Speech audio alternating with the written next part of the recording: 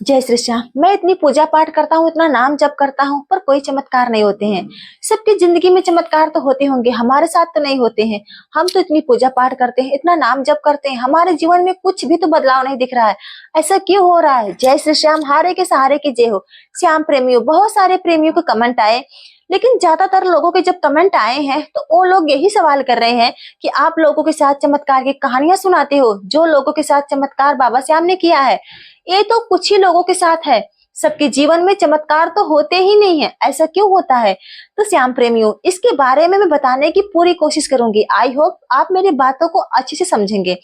क्यों कुछ लोगों के जीवन में चमत्कार होते हैं, सबके जीवन में चमत्कार क्यों नहीं होते हैं? सब प्रेमियों को बाबा श्याम अपना होने का एहसास क्यों नहीं कराते हैं? हमसे क्या गलती होती है? आज की वीडियो में मैं यही बताऊंगी। श्याम प्रेमियों, हम ये जानेंगे कि ऐसे ही चमत्कार होता क्या है। सबसे पहले हम इसी टॉपिक पर बात करेंगे। देखिए, चमत्कार बाबा श्याम की कृपा होती है अपने प्रेमियों के ऊपर, जिसका अनुभव हम सभी लोग नहीं कर पाते हैं। अच्छा, क्यों नहीं कर पाते हैं? आपको पता है, भक्ति में शक्ति होती है। अगर हमें कुछ चाहिए, जो हमें देने वाला है वो देने से पहले टेस्ट लेता है, क्या हम सच में उसके लायक हैं या नहीं।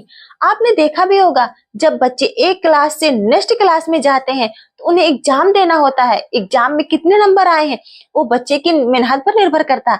अगर बच्चे ने अच्छी पढ़ाई की है, पेपर अच्छे से दिया होगा, तभी तो टेस्ट में पास होगा, तभी तो नेक्स्ट क्लास में जा पाएगा। चलिए और अच्छे से समझते हैं, आखिर हमारे साथ चमत्कार क्यों नहीं होते हैं, हमारी मनोकामना क्यों नहीं पूरी होती है, हम ऐसी क्या गलतियां करते हैं। श्याम प्रेमियों, ये तो आप सभी लोग जानते हैं कि बाबा हारे के सहारे हैं। जो भी उनके दरबार में जाता है, एक बार माथा टेकता है तो उस प्रेमी की नैया स्वयं बाबा श्याम ही पार लगाते हैं। हमारे बाबा श्याम के प्रेमियों की संख्या प्रतिदिन बढ़ती जाती है। सिर्फ देशों में नहीं, विदेशों में भी बाबा श्याम के बहुत प्रेमी हैं। लेकिन बहुत प्रेमी उनके निरंतर आराधना के बाद भी कोई लाभ नहीं। वो प्रतिदिन बाबा श्याम की पूजा करते हैं, उनका मंत्र जाप करते हैं, पर उन्हें बाबा श्याम की कृपा प्राप्त नहीं होती। ऐसा क्यों होता है? ऐसी कौन सी गलती हो रही है हमसे, जिससे आपको बाबा श्याम की पूजा का फल नहीं मिल रहा है?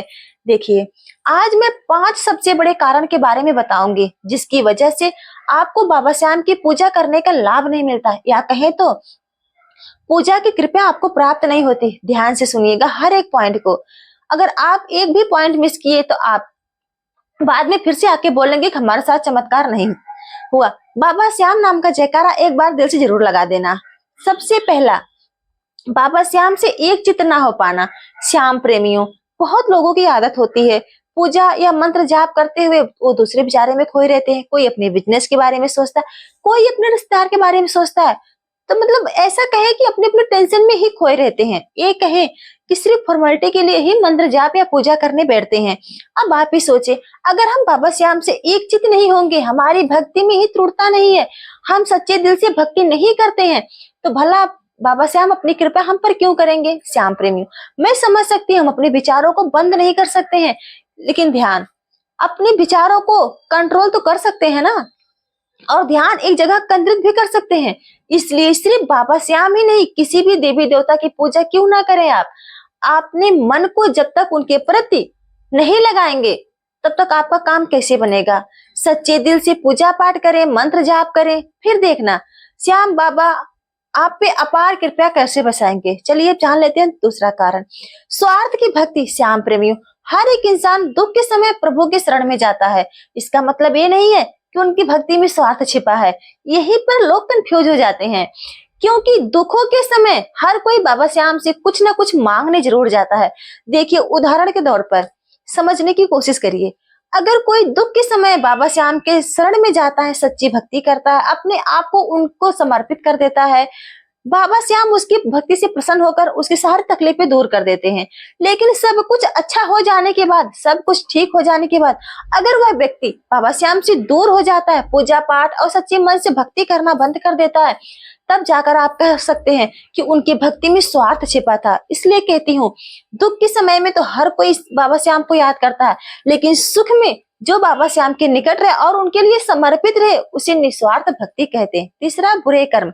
श्याम प्रेमियों, सच्ची भक्ति के साथ साथ अच्छे कर्म भी करें, क्योंकि बहुत लोग ऐसे हैं जो बाबा श्याम की भक्ति तो करते हैं लेकिन उनके बुरे कर्मों के कारण उनको भक्ति का फल नहीं मिल पाता। आप ही सोचिए, एक तरफ आप मंदिर में बैठकर या घर पर बैठकर पूजा कर रहे हैं, नाम जप कर रहे हैं, और दूसरी तरफ आप जानबूझकर कोई पाप कर रहे हैं, जिससे किसी निर्दोष को तकलीफ पहुंचाना, किसी का धन हड़प लेना या किसी को बुरे कर्मों के लिए प्रेरित करना। फिर आप कैसे उम्मीद कर सकते हैं कि बाबा श्याम आपकी प्रार्थना सुनेंगे?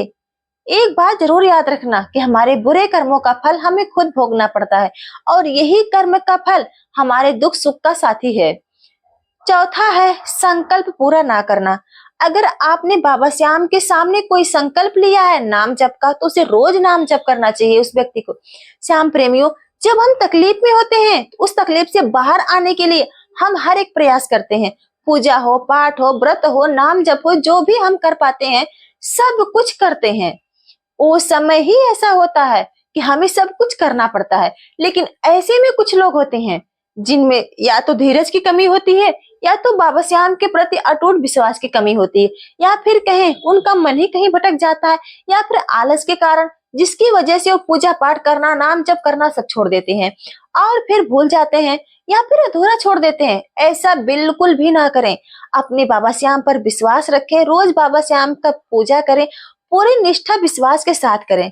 पांचवा आखिरी सबसे महत्वपूर्ण कार्य, नियमों का पालन ना करना। श्याम प्रेमियों, बहुत लोग, ये सबसे बड़ी प्रॉब्लम है कि वे कभी भी हमारे शास्त्र में बताए गए बाबा श्याम से भक्ति में जुड़े नियमों का पालन नहीं करते। वे बस अपने धुन में व्यस्त रहते हैं, सब कुछ करना चाहते हैं, और जब बाबा श्याम की कृपा प्राप्त नहीं होती है तब वो ही सबसे पहले इंसान होते हैं जो कि भगवान बाबा श्याम को कोसते हैं।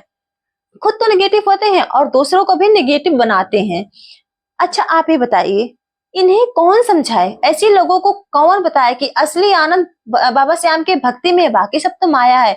कोई प्रभु भक्ति के लिए नियमों का पालन नहीं करते, जैसे कि स्वच्छ कपड़े पहनकर, घर में साफ सफाई, ताकि घर में बाबा श्याम का वास हो, मांस मदिरा का वेश सेवन करके पूजा पाठ ना करना, बिना नहाए धोए पूजा ना करना, आदि बहुत सारी चीजें हैं।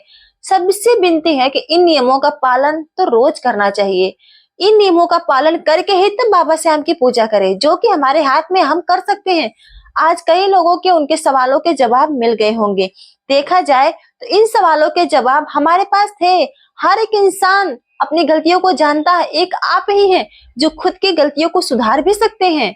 बस इस पॉइंट को भूलना मत। सच्चे मन से, सच्चे दिल से अच्छे कर्म करिए, बाबा श्याम से जुड़े रहिए, बाबा श्याम से एक रिश्ता बनाइए, बाबा श्याम को अपना समझिए। जो भी आपके ऊपर दुख सुख है, जो भी आपके ऊपर संकट है, जो भी आपके ऊपर परेशानी, वो बाबा श्याम से कहिए और किसी से मत कहिए। बाबा श्याम आपके साथ चमत्कार जरूर करेंगे, आपकी भी मनोकामना बाबा श्याम जरूर पूरी करेंगे।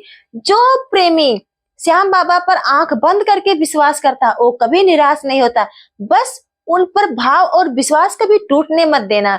बाबा श्याम तो वो है जो जिसको रंग से राजा बना सकते हैं और राजा से रंग बना सकते हैं। बाबा की दया अपरंपार है। बाबा के साथ जुड़कर तो देखिए, बाबा ज्यादा पूजा पाठ के बारे में नहीं है, बस बाबा श्याम को सुबह शाम आरती करके थोड़ा सा भोग लगा दीजिए और आपको कुछ नहीं करना है। बस इसी के साथ मिलते हैं नेक्स्ट वीडियो में। जय श्री श्याम। अगर हमसे जाने अनजाने में वीडियो में कोई त्रुटि या गलती हो गई होगी तो क्षमा करना, और हमें